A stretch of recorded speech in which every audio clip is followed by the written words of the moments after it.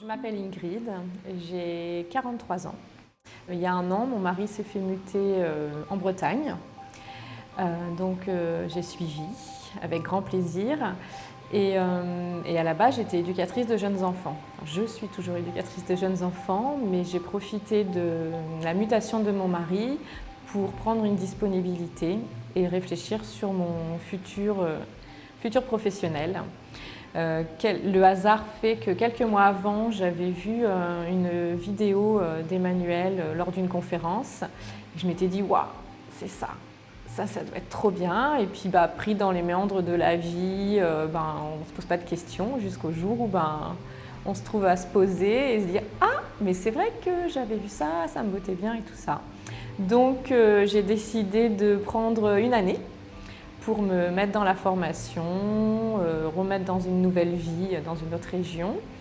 Et voilà, j'ai profité de cette année très riche de formation avec des échanges de futures praticiennes et praticiennes.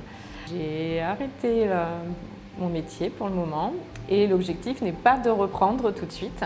L'objectif est de créer mon entreprise pour le début d'année 2022, de façon à me lancer essentiellement dans la cuisine-thérapie, mais aujourd'hui peut-être avec l'idée d'utiliser ma casquette d'éducatrice de jeunes enfants. L'objectif, ça serait en fait d'utiliser cette compétence qu'au départ je ne voulais plus entendre parler.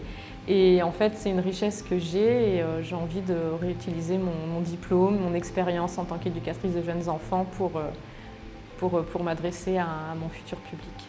Alors, la relation d'aide, telle qu'elle est, c'était quelque chose de nouveau. Moi, dans mon métier, j'étais plutôt sur une relation de soutien et d'accompagnement et de trouver les réponses pour les gens, en fait, avoir à donner les réponses.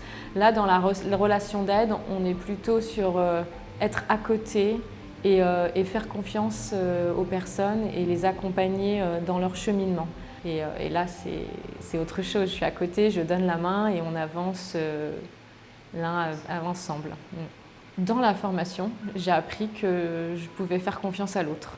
Donc je pense que ça, c'est une sacrée étape, dans le sens où chacun a ses réponses. Mais du coup, ça m'a permis aussi à moi de trouver mes réponses. Cette formation m'a beaucoup nourrie, en fait, pour que moi je puisse avancer et trouver un sens différent de ma place et dans mon futur professionnel.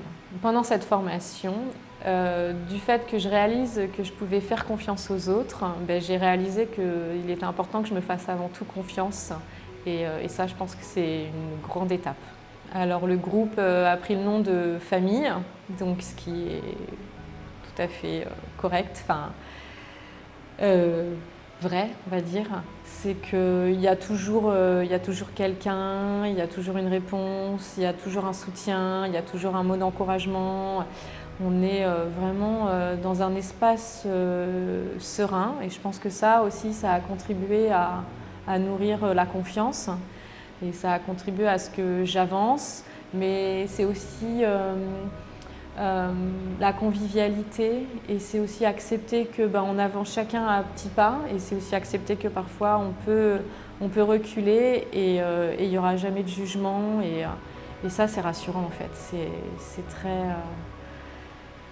très rassurant.